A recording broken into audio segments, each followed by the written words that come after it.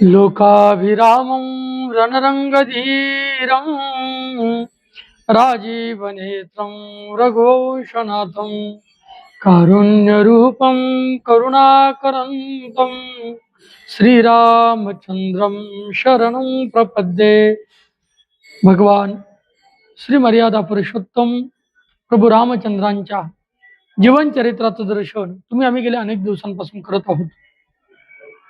श्रीधर स्वामींनी लिहिलेला राम विजय ग्रंथ या ग्रंथावरती क्रमशः चिंतन करण्याचा आपला मानस आहे. कालपर्यंत आपण 5व्या अध्यायात कथा श्रवण केली. दशरथ राजाकडे विश्वामित्र येत आहेत आणि मागणी करतायत की हे राजेसाहेब, यज्ञाचं रक्षण करण्याकरता मला तुम्ही तुमचा पुत्र राम देऊ करा. राम द्या हे शब्द ऐकल्याबरोबर दशरथ राजा अधोवदन खाली मान घालून उभा राहिला. अंगगलित झालं त्याला असं वाटू लागलं हा जणू आपला प्राण मागतो की काय. विश्वामित्राकडे विनंती करू लागले, महाराज मागव धेनु धन कोसा, तुम्ही धन मागा, भूमी मागा, सर्वस देव आज सहरोषा. अतिशय आनंदाने मी सगळं द्यायला तयार आहे. एवढंच काय, प्राणापेक्षा प्रिय जगात कोणाला काहीच नसतं. मी प्राण सुद्धा द्यायला तयार आहे, पण माझा प्राणप्रिय राम तुम्ही माझ्यापासून दूर नेऊ नका. शेवट विश्वामित्राला नाहीच ऐकण्याची सवय नाही. विश्वामित्र रागाने राजमहालाच्या बाहेर जात आहेत आणि इकडे मात्र थरकाप झालेला कापत कापत कापत दशरथ राजा वशिष्ठांकडे येतोय. वशिष्ठांना विचारतोय, वशिष्ठ गुरुदेव, विश्वामित्र आलेत, रामाला मागतायत, काय करू. राम हा सामान्य नाही, राम यज्ञ संरक्षणासाठी त्याचा जन्म झालाय. तो साक्षात क्षीरसागरवासी, क्षीरसागरावरती क्षीरसागरामध्ये राहणारा शेषशाही विष्णू आहे. त्यामुळे तू त्याला देऊन टाक. नुसतं त्यालाच देऊ नको, तर शेष स्वरूप असला सुमित्रानंदन लक्ष्मण सुद्धा देऊन टाक. भरत आणि शत्रुघ्न तुझ्याजवळ राहू देत. आणि म्हणून राम आणि लक्ष्मणाला विश्वामित्राच्या स्वाधीन रामप्रभू करते झाले. आता इथपर्यंत काल आपण कथाभाग पाहिला.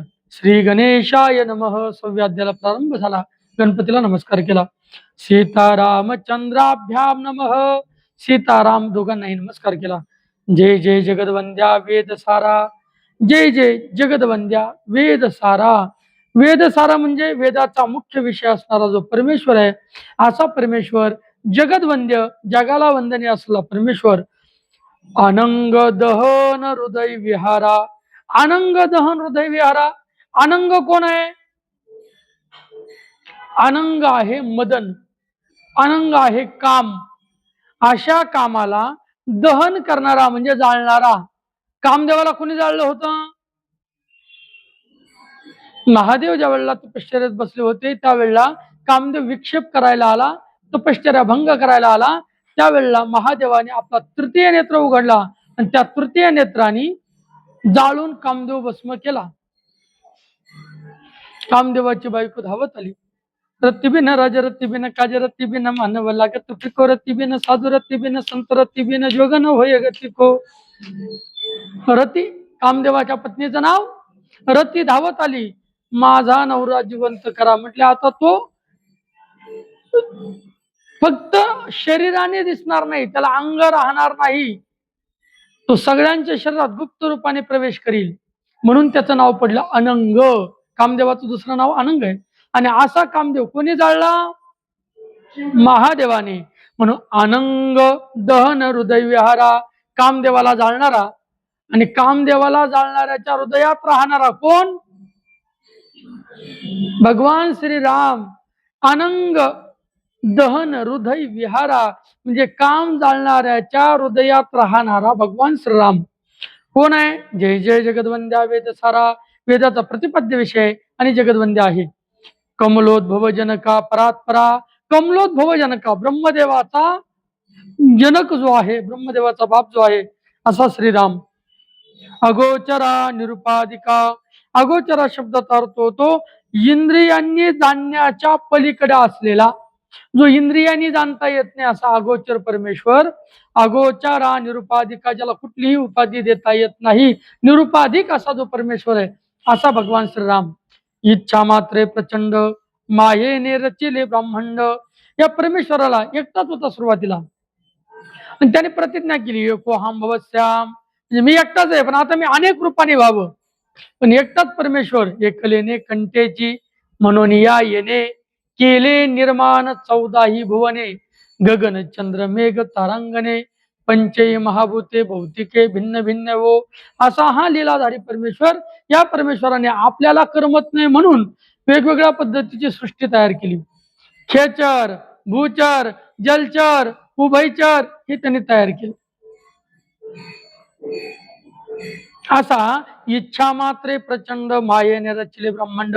मायेचा आधार घेऊन सगळ्या ब्रह्मांडाची ज्यांनी स्वतः अंतकरणात इच्छा निर्माण झाल्यानंतर रचना ज्यांनी केली. 84 लक्ष योनी उदंड जीव अनंत भरियले. 84 लाख योनी या परमेश्वराने तयार केल्या आणि त्यामध्ये अनंत जीव भरले, अनंत जीव एकत्रित केले. तुम्ही विचार करा किती जीवन्यारे आहेत. आता मुंग्या किती असतील बरं? मुंग्याचाही प्रकार, लाल मुंग्या वेगळ्या, काळ्या मुंग्या वेगळ्या. हत्ती किती असतील जगात? बैल किती असतील? म्हणजे 2 पायाचे नाही म्हणत मी, 4 पायाचे म्हणतो. किती असतील? भरपूर. आता डुकर किती असतील? भरपूर. गाढव भरपूर. मग आता प्रत्येकाचा डोळा वेगवेगळा आहे. मनुष्यच किती असेल? मनुष्य किती त्याची गणनाच करणं अशक्य. मग एवढे मनुष्य असताना माझ्या फोनला लावलेलं फिंगरप्रिंट, बोटाचा ठसा जर उजव्या बोटाचा लावला असेल तर डाव्या बोटाचा सुद्धा त्याला मॅच होत.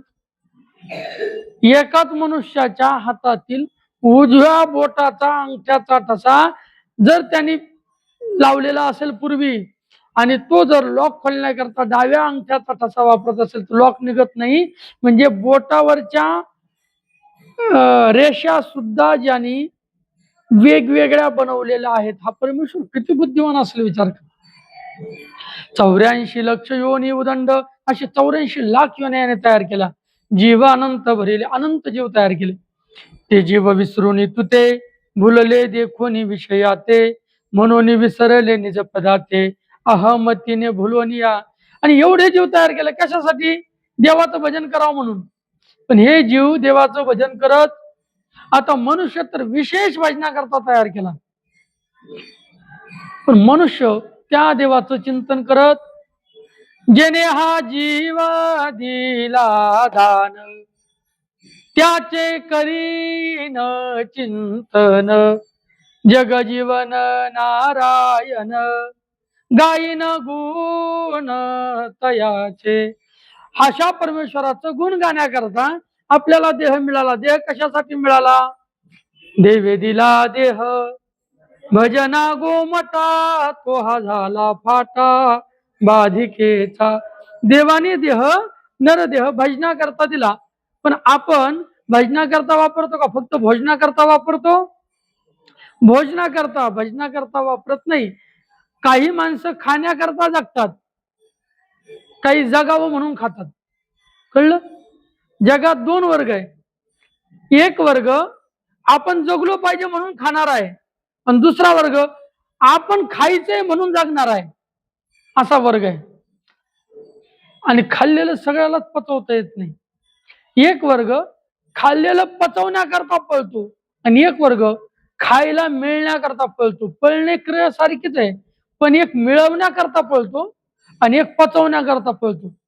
सकाळी सकाळी 5 वाजेपासून 7 वाजेपर्यंत डांबरी रस्त्यावरती नाईट पॅन्ट टी शर्ट घालून पळणारे जे आहेत ते खाल्लेलं पचवण्याकरता पळतात की खायला मिळावं म्हणून पळतात? पचवण्याकरता पळतात. आणि 7 वाजेपासून सकाळी 7 पासून रात्री 7 पर्यंत जे पळतात कंपन्या एरझारा करतात ते खाल्लेलं पचवण्याकरता पळतात की खायला मिळावं म्हणून पळतात? मिळावं म्हणून पळतात. मिळावं म्हणून पळणारेही काही आहेत आणि पचाव म्हणून पळणारे काही आहेत. असू द्यात. तर असे जीव देवाने तयार केले, पण हा जीव देवाला विसरून गेला. गेले विसरून खऱ्या देवा विषयात भुलले आणि देवाचा विसर पडला. विसरले तया थोर झाली हानी पचतील खानी 84चा जीव देवाला विसरला नाही पाहिजे. जीव मुळात देवाच्या भजनाकरता देवाने तयार केला, पण जीवाला देवाच्या भजनाचा काय पडला? विसर पडला, विसर. मनोनी पडला विसर आत्मबोधाचा. इथं देवाचा घ्या, देवाचा विसर पडलेला आहे. विषयावरी आदरू, ज्याला विषयाबद्दल आदर वाटतो त्याला देवाबद्दल अनादर अंतकरणात निर्माण होतो. इथे उभी आली, ते जीव विसरून तू ते भुलले देखोनी विषयाते, जीव विषयाते देखोनी तू ते विसरले. जे विषयाचं स्मरण करतात परमेश्वराला विसरतात. म्हणून विसरले निज पदाते अहमतीने भुलून या. मी देह आहे, मी देह आहे अशा पद्धतीचा विचार करून ते मूळ स्वरूपाला विसरले. शब्दाची या घेता काने, आता विषयाचा सेवनाने त्यांना परमेश्वराचा विसर पडला. विषय विषयाचा परिपाडू, गोड परमार्थ लागे कडू. कडू विषय तो गोडू जीवासी झाला. विषय किती आहेत? 5 आहे. कुठले कुठले? शब्द विषय घेता काने, शब्द विषय, स्पर्श विषय, रूप विषय, रस विषय, गंध विषय, असे एक एक विषयाने एका एकाचा नाश झाला. शब्द विषय काने घेता कुरुंग वेचला समूळ प्राणे. शब्द विषय कानावरती घेऊन शब्दाची आवड धरून बासरी वाजवण्याची आवड धरून हा कुरुंग प्राणाला मुक्तो. वाजवणारा बासरी वाजवत राहतो आणि लांब असलेला हरिण त्या बासरीच्या आवाजाच्या दिशेने धावत येतो. शेवटी पारधी बासरी खाली ठेवतो, हातात धनुष्य घेतो, मारतो, हरिण तडफडत मरत. तरी विनंती करत, देवा आता माझं मरण होतंय, पण हा कानावर पडणारा गोड बासरीचा आवाज नित्य नित्य नित्य माझ्या कानात गुंजराव करीत राहू. तो हरिण मालकाकडे विनंती करतो, मालका मारणारला विनंती करतो, हे मारणाऱ्या पारध्या, आता मी मरतोय, माझं मांस खाय, माझे शिंग आकर्षण म्हणून घरात लाव, पण माझे कातडी खाली बसायचं आसन म्हणून घेऊन त्यावर तो मधुर मधुर मधुर बासरी वाजवत जा. शब्द विषयाने कुरुंगाचा नाश होतो. कुरुंग म्हणजे हरिण. स्पर्श विषय सेविता वारणे अंकुशे आकर्षणी हिंदविती. स्पर्श विषय सेवन करत असताना वारण म्हणजे हत्ती, तो पकडला जातो आणि मग असा हत्ती अंकुशाने आकर्षला जातो. हत्तीला आकळण्याकरता काय असतं? अंकुश असतो. अंकुश लहानपणा देगा देवा मुंगी साखरेच्या रवा हिरावत रत्न तो त्यासी अंकुशाचा मार. अंकुशाने हत्ती आपलासा केला जातो, आकळला जातो. आता हा हत्ती फक्त स्पर्श विषयामुळे अडकतो. ज्या वेळेला एखादा हत्ती मदोन्मत्त झालेला असतो, माजलेला असतो, मग तो हत्ती पकडण्याकरता काय करतात?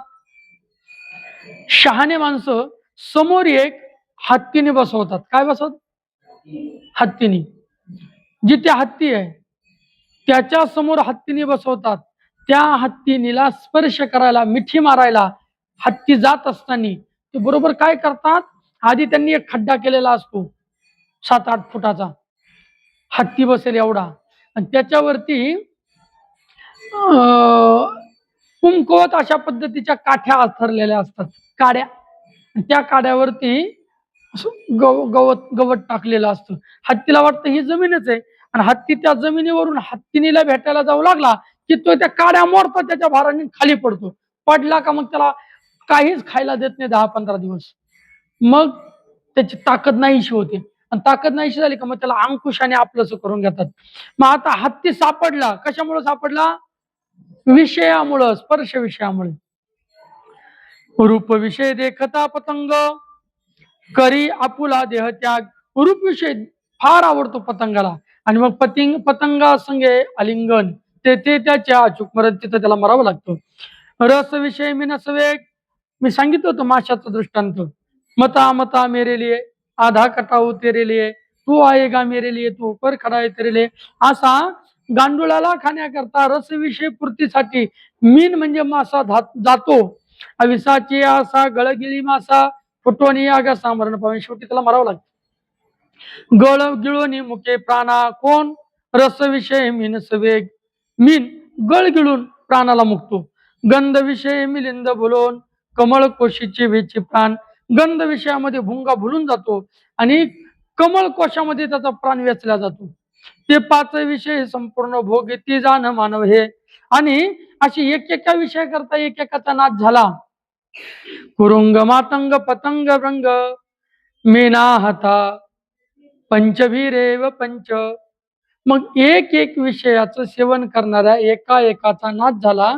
पाचवी विषयाचं मनुष्य सेवन करतो त्याचा नाश होणार नाही का? ये सेवती पंचभीरेव पंच सकथम न हन्यते, तो कसा मारला जाणार नाही जो एकटाच पाचवी विषय सेवन करतो. एकेका विषयाचं सेवन करणारा जर एक एक मरत असेल तर पाचवी विषयाचं सेवन करणारा मनुष्य कसा बरं मरणार नाही? तुझ विसरोनी श्रीरामा जीव भोलले देह गेधन कामा. हे श्रीरामा तुला विसरून जीव सगळा देह गेधन कामा. देह म्हणजे देहामुळे विसरले, गेह म्हणजे घरामुळे विसरले, धनामुळे विसरले आणि काम वासनेमुळे विसरले. जग देवाला कशामुळे विसरत? देह गेह धन कामा. देह शरीरामुळे, गेह घरामुळे, धन पैशामुळे, कामा वासनेमुळं. म्हणजे चार गोष्टीमुळे जीवाला देवाचा विसर पडतो. कोणकोणत्या? देह गेह धन कामा. त्या सीतारावया पूर्ण ब्रह्मा दशरथात्मज झालासी. आणि मग अशा जीवाला तारण्याकरता दशरथाच्या पोटी पूर्ण ब्रह्म परमेश्वर जन्माला आला. पंचमाध्यायाची अंती कथा दशरथे राम दिदला गादी सुता. पाचव्या अध्यायाच्या शेवटी आपण कथा ऐकली. दशरथाने रामप्रभू गादी सुताला म्हणजे विश्वामित्राला दिला. यावरी वर्तले ते तत्वता ऐका आता सावधान. त्यानंतर काय काय घडलं तुम्ही आता ऐका, जांभळ्या देऊ नका. गुरुशी शरण रेगाला रघुनाथ. गुरुदेवाला रघुनाथ शरण आले. गुरुदेव कोण? विश्वामित्र. हे कथा वाल्मिकी कथिली अद्भुत. ही कथा वाल्मिकांनी फार सुंदर सांगितलेली. तो बृहद वासिष्ठ ग्रंथ 32 सहस्र श्लोकपै. मी काल तुम्हाला सांगितलं की मग राम आणि वसिष्ठांची जी चर्चा झाली ती चर्चा म्हणजे योग वासिष्ठ ग्रंथ. त्याच्यामध्ये श्लोक किती आहे? 32 सहस्र श्लोक म्हणजे 32,000 श्लोक आहेत. समुद्र ऐसा थोर ग्रंथ, त्यातील सार सांग्य मुख्यार्थ. समुद्र एवढा मोठा ग्रंथ आहे तो, परंतु त्याच्यात मुख्य मुख्य काय ते सांगतो, सार रूपाने सांगतो. तैसे भागीरथीतून तृष्णार्थ पाणी सेवी अंजलुने. आता बघा, भागीरथी नदी आहे, त्या नदीत पाणी किती आहे? किती पाणी आहे भागीरथी नदीत? पुष्कळ आहे. मग ज्याला तहान लागली तो सगळं पाणी पितो का? ओंजुळीने त्याला जेवढं लागेल तेवढं पितो. 32,000 श्लोकांचं योग वासिष्ठ आहे. एवढं सांगणं शक्य आहे का? मग जेवढं आपल्या कामापुरतं टाकापुरतं रामायण तेवढं घेऊ, तेवढं सांगू, असं श्रीधर स्वामी म्हटले.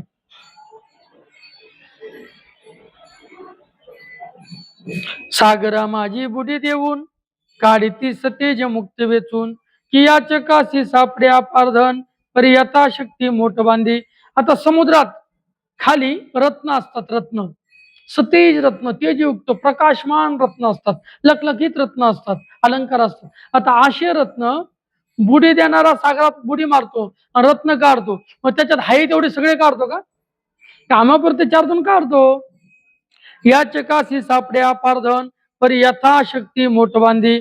आता एक जण आहे रस्त्याने जात होता आणि जातो जातो अचानकच त्याला एक घर दिसलं.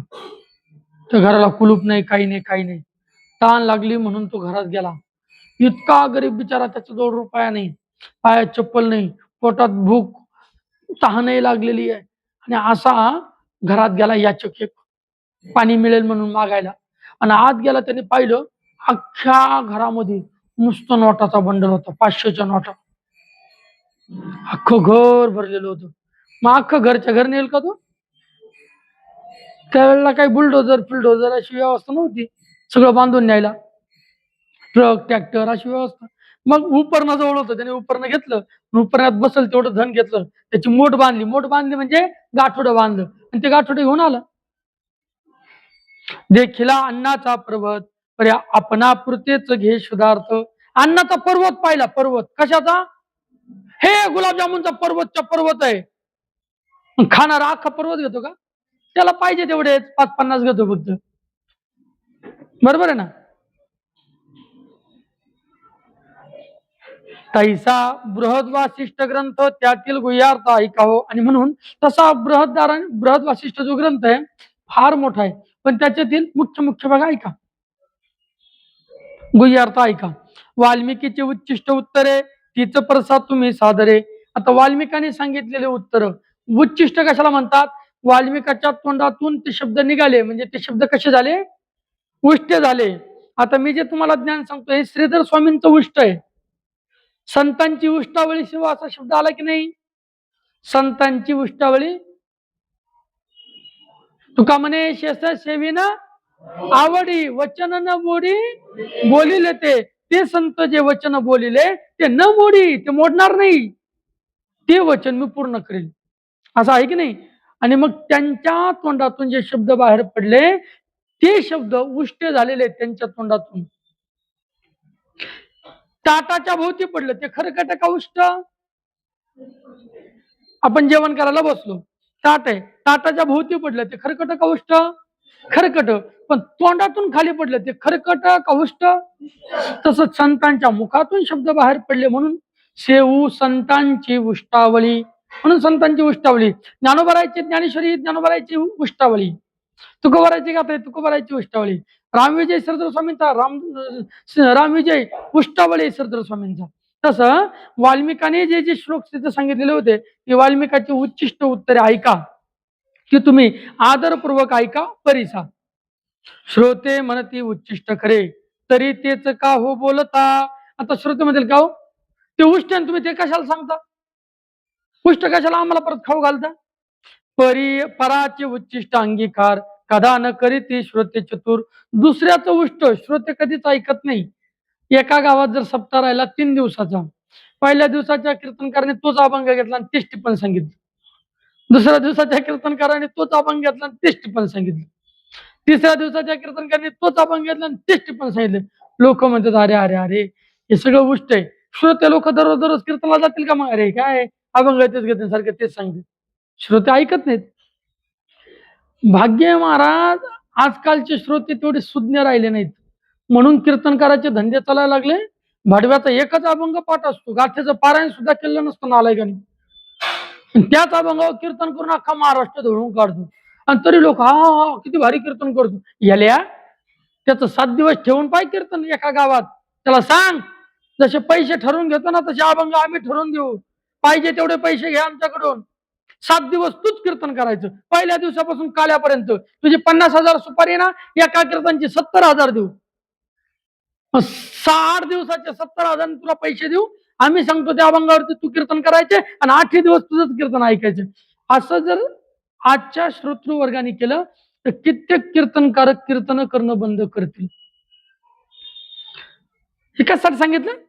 जे श्रोते चतुर असतात ते एकदा ऐकलेलं माल परत परत ऐकू वाटत नाही त्यांना. आजकाल असं झालं, तुम्ही दशक्रियेला जा, कुठेही दशक्रियेला गेले की ऐकायला येणाऱ्या कथा सारख्याच, कुठल्या कुठल्या ती रागू रागू रागू म्हणत गणिका मोक्षाला गेली.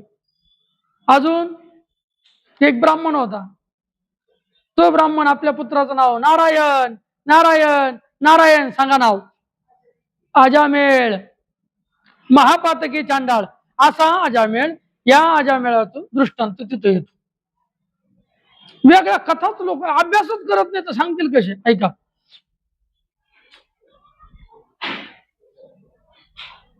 पराचे उच्चिष्ट अंगीकार कदा न करीती श्रोते चतुर. संदेह धनुष्य घेऊन थोर प्रश्नाक्षर शर सोडिती. जे हुशार श्रोते असतात जर तेच तेच तेच टिप्पण दिसायला लागलं तर मग महाराजालाच प्रश्न विचारतात, प्रश्नरूपी संदेहरूपी धनुष्य हातात घेतात, प्रश्नरूपी बाण सोडतात. ती वक्त्याने स्फूर्ती धनुष्य घेऊन शास्त्र संमत टाकून बाण प्रश्नाक्षर निवारून संध्या धनुष्य छेदिले. तर वक्त्याने काय करायचं असतं? स्फूर्तीरूपी धनुष्य हातात घ्यायचं, शास्त्र संमताचा बाण घ्यायचा. आता त्यांनी कशाचा बाण घेतलेला आहे? संध्याचा बाण घेतलेला आहे श्रोत्यांनी. वक्त्याने हातात कशाचा बाण घ्यायचा? स्फूर्तीचा. आता त्यांनी प्रश्नरूपी बाण सोडलेला आहे, वक्त्याने कुठला बाण सोडायचा? शब्द शास्त्र संमत बाण सोडायचा. आणि असा बाण सोडला कि मग संध्या धनुष्य त्याचं मोडून टाकायचं. वक्ता म्हणे ऐका सावधान कोणते उच्चिष्ट घेते सज्जन. आता वक्ता सांगायला लागले श्रीधर स्वामी ऐका, सज्जन लोक कोणतं उष्ट सहन करतात.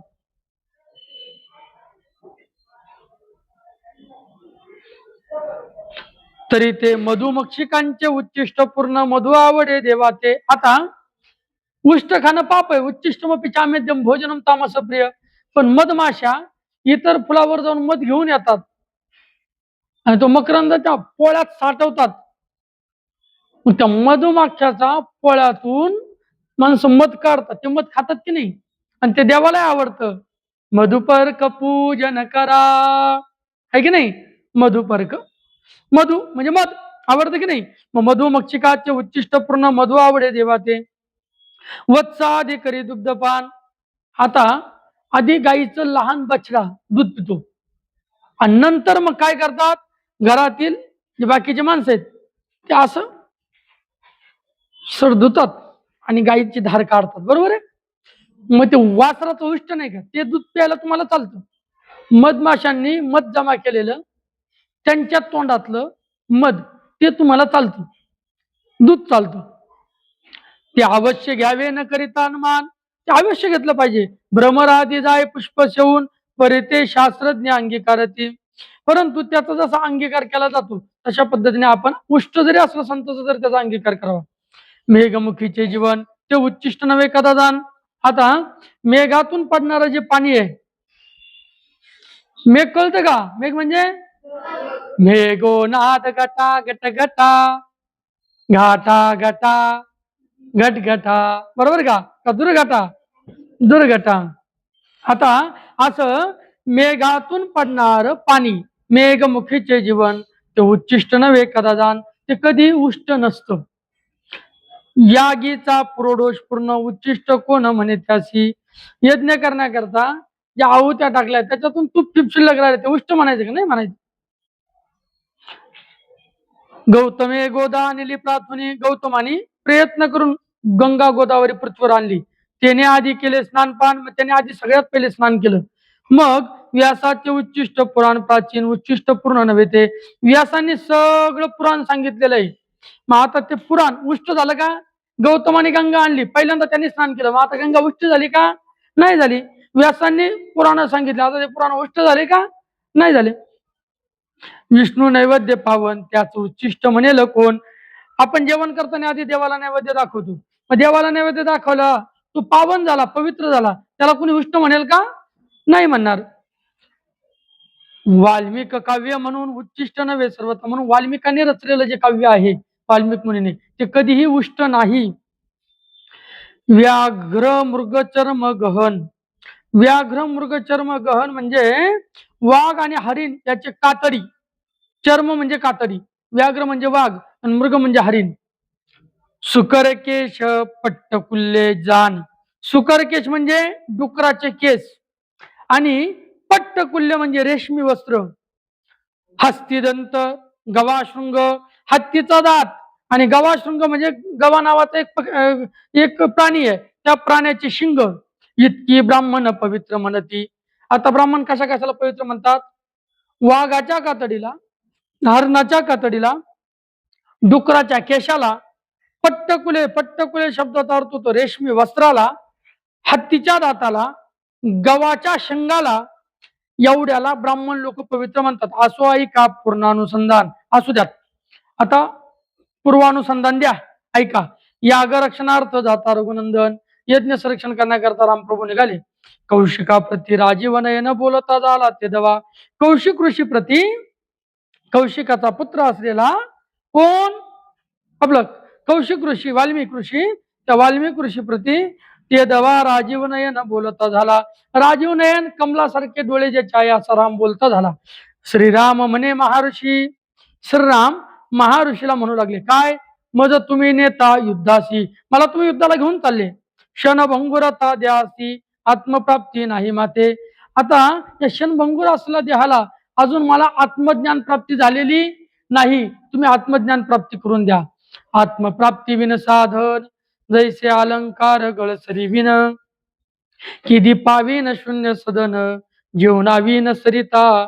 ज्या पद्धतीने गळसरी अंगात नसेल, मंगळसूत्र जर गळ्यात नसेल तर अलंकार बाकीचे शोभा देतात का स्त्रीच्या गळ्यात. फार अलंकार घातले पण मंगळसूत्रच नाही, स्त्रीच्या गळ्याला शोभा आहे का नाही. फार मोठं घर आहे पण त्याच्यात लाईट नाही, दीप नाही, उजेड नाही, त्या घराला शोभा आहे का? नाही.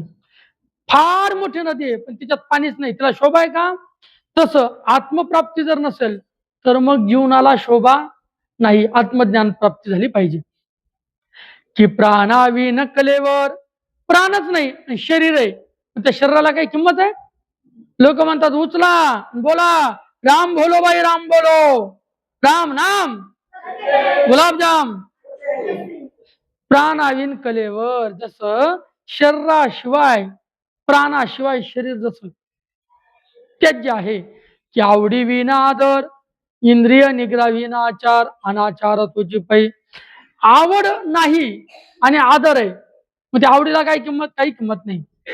इंद्रिय निग्रह विना आचार, इंद्रियाचा निग्रह केला नाही, यम नियम याचा अंगीकार केला नाही आणि आचार करायला लागला, विहार करायला लागला, तर मग तो सगळा अनाचार घडतो.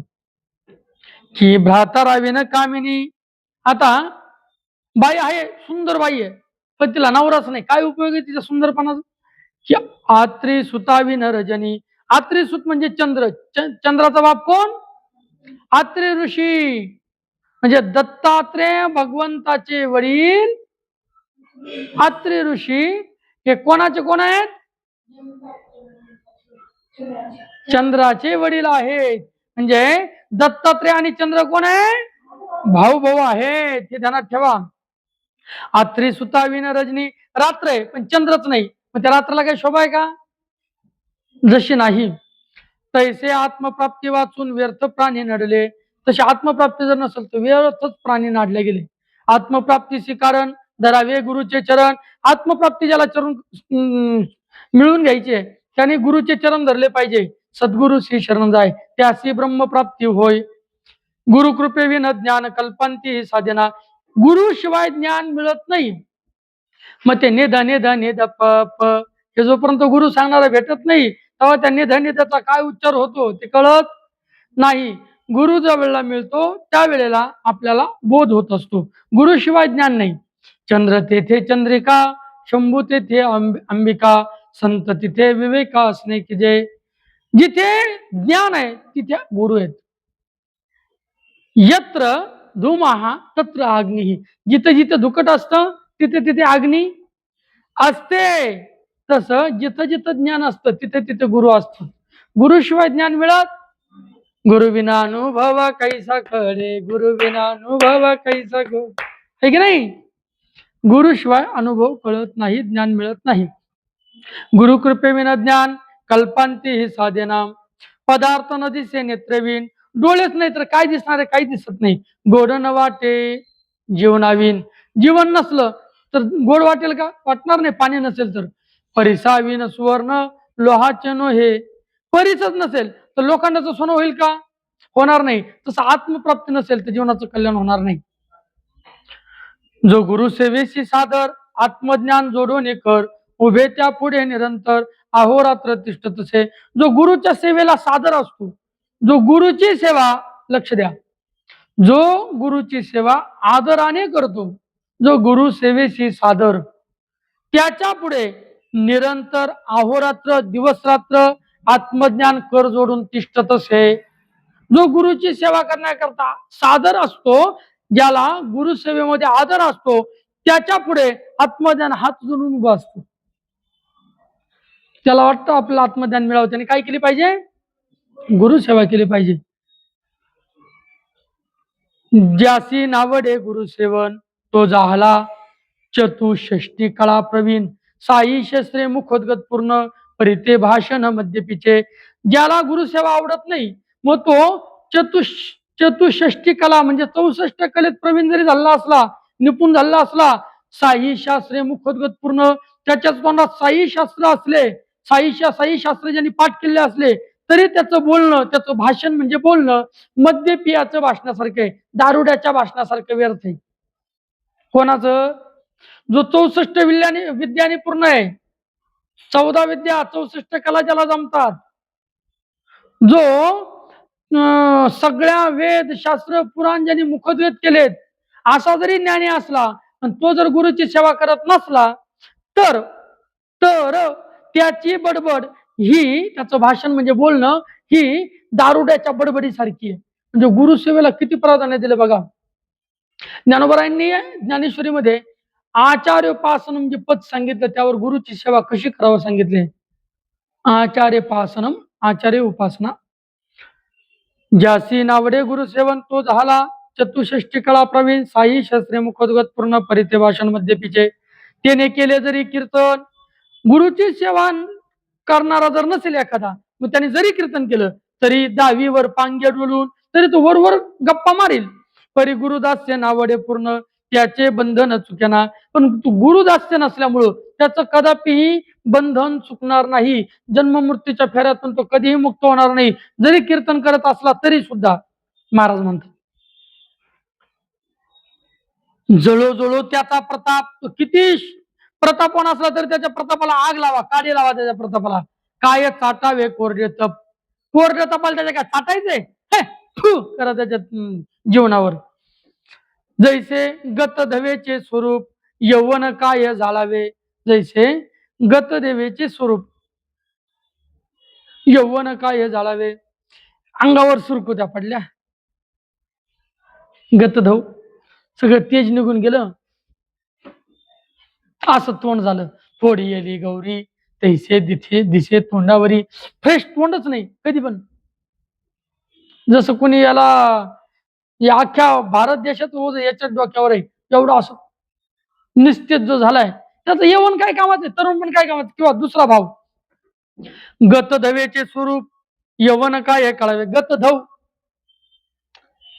पुरुषामध्ये जी शक्ती असते, पौरुषत्व असतं, ते निघून गेलं, तो नपुसक झाला. आणि मग त्याचं तारुण्याला काय किंमत आहे, काही उपयोग नाही. गर्भांधाचे विशाल नेत्र, एक जन्माचाच आंधळा आहे पण डोळे असे मोठमोठाले, डोळे मोठे पण जन्माचाच आंधळा आहे. ते मोठ्या डोळ्याचा काय उपयोग आहे, काही उपयोग नाही. आदातयाचे उंच मंदिर, आदातयाचे म्हणजे कृपण माणसाचं घर फार मोठे, काय त्याला काडी लावता, तो कृपण आहे, कंजूस आहे, काय उपयोग. की धनलुब्धाचा तत्वविचार, की रम्य गृह अंत्यजाचे. आता एखादा अंत्यज आहे, नीच जातीतला आहे आणि त्याचं घर फार चांगलंय, काय त्या घराकडे जाता. तत्वविचार धनलुब्धाचा. एखादा फार तात्विक आहे पण धनलुब्ध आहे, काय त्याच्या तत्वविद्येला किंमत आहे. फार ग्रंथ सांगतो, ज्ञानेश्वर सांगतो आणि पैसा मिळवण्याची अपेक्षा ठेवतो, पैसे ठरवल्याशिवाय कीर्तनला जात नाही, काय उपयोग आहे त्याचा. भ्रष्टाशी काय से कुळकोद्र, श्वाननेने पवित्र पवित्र. जो भ्रष्ट असतो त्याला कुळ नसतं, गोत्र नसतं. श्वाननेने पवित्र पवित्र कुत्र असतं, ते कुणी खाल्लेलंही बाहेर टाकलं, चपाती खाल्ली अर्धी शिल्लक राहील टाकली, ते कुत्रे येत ती चपाती खात, ते म्हणत नाही पवित्र का पवित्र, खाते ते हिंद्र. जैसे मध्य पियेचे पात्र श्रोतिया नशिवे सर्वता. जसं दारुड्याचा ग्लास असतो, दारू प्यायचा, तो किती चांगला असला, काचेचा किती सुंदर दिसत असला तरी सुद्धा जे जाणणारे श्रोत्रिय आहेत ते त्याला शिवतील का, शिवतील म्हणजे स्पर्श करतील का. शिव शब्दाचा अर्थ काही ठिकाणी होतो कल्याण, शिव शब्दाचा काही ठिकाणी अर्थ होतो शंकर, शिव शब्दाचा काही ठिकाणी अर्थ होतो स्पर्श करणं, शिव शब्दाचा काही ठिकाणी अर्थ होतो शिवणे. हे धोतर पाडलंय, शिवून घे ना, म्हणजे त्याला टाके मार. शिवाची उपासना कर म्हणजे शंकरची उपासना कर, तुझं शिव होईल, कल्याण होईल. शिव शब्दाचे वेगवेगळे अर्थ आहेत. शिव शब्द आहे मला शिव नको म्हणजे स्पर्श करू नको. श्रोत्रिय न शिवे सर्वात. श्रोत्रिय मनुष्य मद्यपेच्या पात्राला जसं शिवत नाहीत, तैसे गुरुकृपे विन जनर व्यर्थ नर द्या आले खर. तशी जी गुरुकृपेला पात्र झाले नाहीत ते विनाकारण जन्माला आले गाढव. खर म्हणजे गाढव. सदा विषय व्यापारी सादर त्यासी आपपर नाठवे. ते सदा विषय रूपी व्यापारामध्ये, विषय भोगामध्ये रममान झालेले असतात, त्याला आपलं परक काही आठवत नाही. उत्तम मनुष्य देह पावून तेथे साधावे आत्मज्ञान. उत्तम मनुष्य देह ज्याला प्राप्त झाला त्याने आत्मज्ञानाची प्राप्ती करून घेतली पाहिजे. ज्ञानहीन ते मूढपूर्ण गूढ नरक भोगिती. जे आत्मज्ञानाची प्राप्ती करून घेत नाही, जे ज्ञानहीन आहे, जे अज्ञानी आहेत, ते पूर्ण मूर्ख आहेत. आणि असे मूर्ख गूढ नरक भोगिती, भयंकर अशा पद्धतीचा नरक भोगतात. गूढ म्हणजे भयंकर नरक भोगतात. रघुपतीचे बोल ऐकून सभा संत सुखावले म्हणी. रामप्रभूचे बोलणे ऐकले आणि सभा संतांना म्हणजे तिथे उपस्थित असलेल्या संतांना फार आनंद झाला. विश्वामित्र तेव्हा आनंदोनी ब्रह्मानंदना प्रति बोले. विश्वामित्राला आनंद झाला आणि आनंदून ब्रह्मानंदा प्रति म्हणजे वशिष्ठ ऋषींप्रती काय बोलले विश्वामित्र ऐका. जगदवंद्य रवी कुलभूषण त्यास उपदेश दिव्य ज्ञान, जो अनंत ब्रह्मांडाची साठवण लीला वेशधारक, जो जगदवंद्य जगाला वंदनीय रवी कुलाचं भूषण सूर्यवंशाचं भूषण, त्याला उपदेश दिव्य ज्ञान, त्याला दिव्य ज्ञानाचा उपदेश करा. कारण हा कोण आहे? जो अनंत ब्रह्मांडाची साठवण लीला वेशधारक, जो अनंत ब्रह्मांड ज्याने पोटात साठवले. अनंत ब्रह्मांडे उदरी हरिया बालक नंदागरी, किंवा अनंत ब्रह्मांडे एका रोमी ऐशी दंडे, किंवा मेकांक्षेनो स्थितो जगत, देवाच्या एका अंशावरती सगळं जग स्थित असतं. असं अनंत ब्रह्मांड ज्याने पोटात, अनंत ब्रह्मांडे जयाची या उदरी, तोची आम्ही कंठी साठविला, आहे का? असा हा परमेश्वर लीलावेश त्यांनी धारण केला आहे. ते वेळे उठून रघुनाथ, त्यावेळेला रघुपती उठले, रघुनाथ उठले.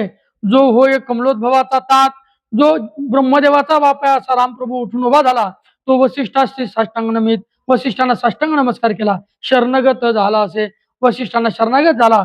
म्हणे तन मन धनेसी अन्याय अनन्य, श्री वशिष्ठा तुझं मी शरण. वसिष्ठ गुरुदेव, तन मन धनाने मी तुम्हाला शरण आलोय. ऐसे ऐकता ब्रह्मानंदन हृदय धरी राघवाचे. असं ऐकून ब्रह्मनंदन म्हणजे वसिष्ठ गुरुदेवानी रामप्रभूला हृदयाला धरलं.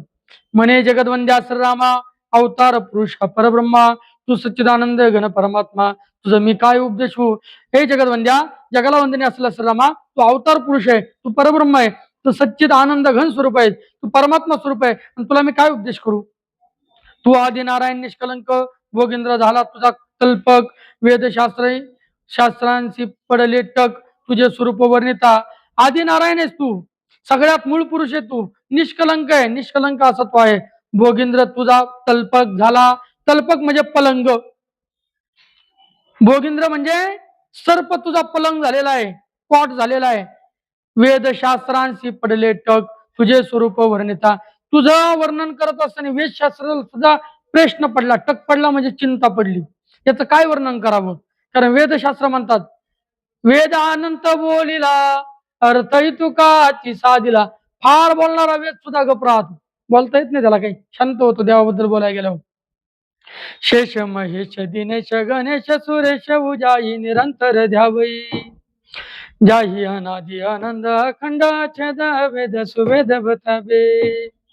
नारद श्री सुख व्यास रटे पचे हरित व पुनि पर न पावे.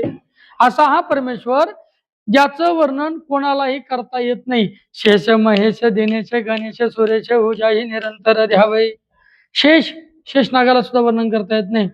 म्हणले शेषाला विचारू हा देव कसा आहे, वेदाला तरी विचारू. पुसू नका बाई वेदासी काही कळलेची नाही. शेष शिल्ला पायी झाला द्विसहस्त्र जिवा, जिवा जिवा देव का हो विटे वरी उभा, आहे की नाही. असा हा परमेश्वर कसा आहे हे कोणालाही सांगता येत नाही. वसिष्ठ गुरुदेव रामप्रभूला म्हणतायत, तुझे नाम जपता सार शीतल झाला अपरणावर. तुझं नाम जपत असताना थंड काया झाली अपरणावराची म्हणजे महादेवाची. महादेवाने विष पिलं होतं, अंगाचा दाह होत होता, पण तुझं नुसतं नाव जपलं तर तो कसा झाला, शीतल झाला, थंड झाला. गुरु महिमा प्रगटावया साचार शरण मज आलासी. आणि गुरु महिमा प्रगट करण्याकरता तुम्हाला शरण आलेला आहेस. देवभक्तांची पूजा करी यथार्थ, याचकासी राजा दान मागत, सागर स्तवन करीत सरोवराचे प्रीतीने.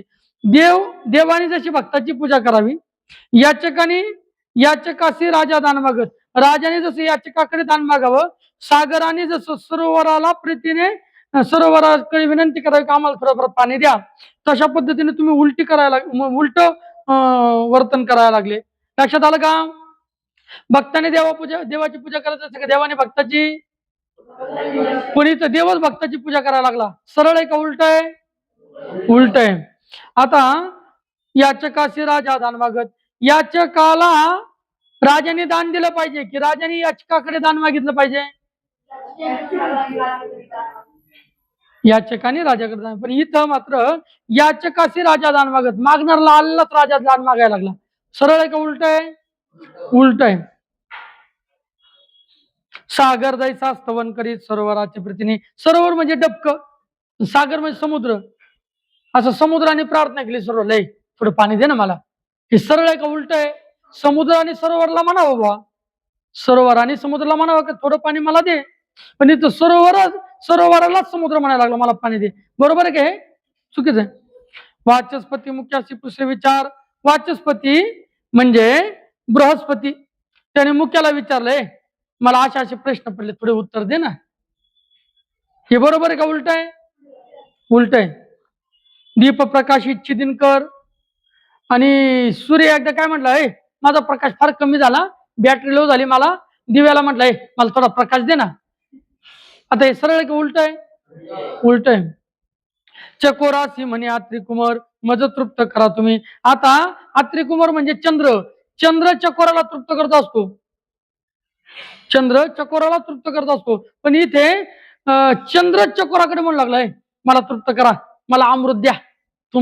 जसं चंद्र चकोराला तृप्त करत असतो, पण चकोराकडे चंद्र विनंती केली मला तुम्ही अमृत पाजा, मला तृप्त करा. सरळ आहे का उलट आहे? तसं उलट. अहो सगळ्या जगाला ज्ञान देणार तुम्ही परमेश्वरा, तुम्ही माझ्याकडे ज्ञान मागायला लागले, आधी उलट घडायला लागलं असं वैशिष्ट्य गुरुदेव म्हणताय. कल्पतरू दुर्बळासी मागे दान. कल्पतरूचं झाड दुर्बळला काही देऊ शकतो, पण कल्पतरूचं झाडच दुर्बळला म्हणायला लागले मला लयच ताण लागली, पाणी पाज ना. सरळ आहे का उलट आहे? उलट आहे. जलद चातकासी मागे जीवन. चातक, चातक पक्षी त्याला म्हणतात. पृथ्वीवरती पाण्याचा समुद्र जरी असला तरी ते समुद्र पृथ्वीवरचा पेत नाही, एक थेंब सुद्धा पाणी पेत नाही. वरून आकाशातून जे पाणी पडतं तेच पाणी जेव्हा ते तोंडात धरतो, वरच्यावर झेलतं, तेच पाणी चातक पितो.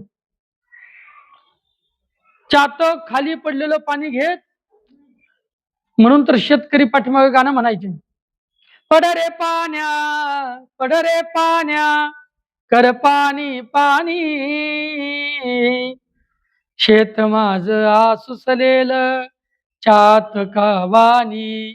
जसं चातक पाणी पडण्याची वाट पाहतो, तसं हे पावसा हा बळीराजा तुझी वाट पाहतोय. पड रे बाबा, पड रे पाण्या पड रे पाण्या कर पाणी पाणी,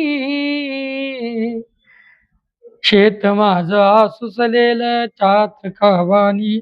पण इथे मात्र चातकाकडेच विनंती केली पाण्याने, मेघांनी विनंती केली, हे थोडं पाणी दे ना. चाक्रवाकाचे दर्शन तरीनी इच्छी नवल हे. चाक्रवाक पक्षाचं दर्शन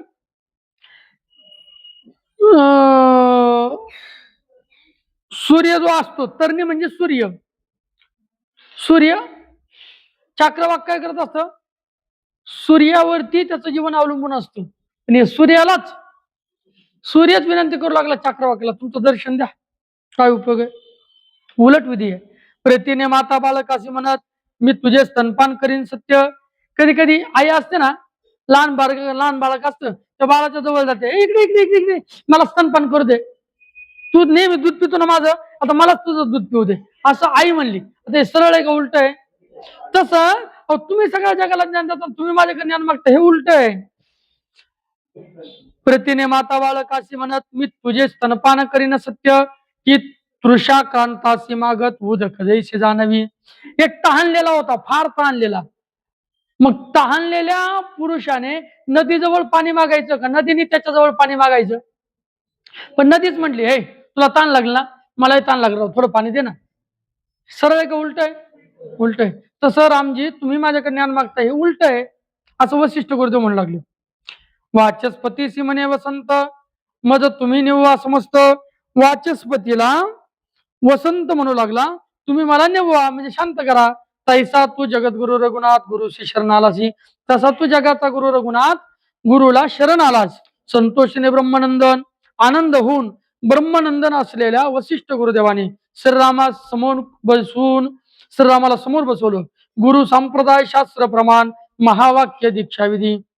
गुरुचा संप्रदाय सांगितला, शास्त्राचे प्रमाण सांगितले, महावाक्याचा बोध केला, त्यांना दीक्षा दिली. तत्वमसी वाक्याचा बोध केला. जो माया नियंता जगदभूषण तो वशिष्ठा पुढे ओढवी कर्ण चहुवेदाचे जीवन ते महावाक्य ऋषी संगे. जो मायेचा नियंता आहे असा जगाचा भूषण तो वसिष्ठ पूर्वे कान मोठे करून ऐकू लागला. कर्ण उडवी म्हणजे मोठे कान करून ऐकू लागला, कान देऊन ऐकू लागला. चहुवेदाचे जीवन ते महावाक्य ऋषी संगे. चारही वेदाचं जीवन असलेलं जे महावाक्य ते ऋषी सांगायला लागले. काय काय सांगितलं आता ते उद्या बघू. पुंडली कवरदार विठ्ठल, श्री ज्ञानदेव तुकाराम, पंढरनाथ भगवान की जय. माऊली ज्ञानेश्वर महाराज, जगद्गुरु तुकाराम महाराज, सद्गुरु जोग महाराज की जय. मर्यादा पुरुषोत्तम प्रभू रामजीचं जीवन चरित्र, जीवनाचं कल्याण करणार आहे अशी रामकथा आपण रामविजय ग्रंथाच्या माध्यमातून दररोज YouTube वरती सांगत असतो. विद्यार्थ्यांनाही त्याचा अभ्यास होतो आणि इतर मुमुक्षांनाही कथा श्रवण करण्याला याचा लाभ व्हावा या उद्देशाने ही कथा YouTube वरती आपण टाकत असतो. त्यामुळे विनंती आहे, जे जे श्रोतृ आहेत, ज्याला ज्याला रामकथेबद्दल आदर आहे, प्रेम आहे, त्यांनी निश्चित ही रामकथा श्रवण करावी, ही रामकथा ऐकावी. व्हिडिओ आवडल्यास व्हिडिओ लाईक करा, व्हिडिओवर कमेंट करा, व्हिडिओ शेअर करा आणि आमच्या चॅनलला सबस्क्राईब करा. पुंडली कवरदारी विठ्ठल, श्री ज्ञानदेव तुकाराम, पंढरनाथ भगवान की जय. माऊली ज्ञानेश्वर महाराज, जगद्गुरु तुकाराम महाराज की जय. सद्गुरु जोग महाराज की जय. मर्यादा पुरुषोत्तम प्रभु रामचंद्र भगवान की जय. पवन सुत हनुमान की, उमापति महादेव की जय.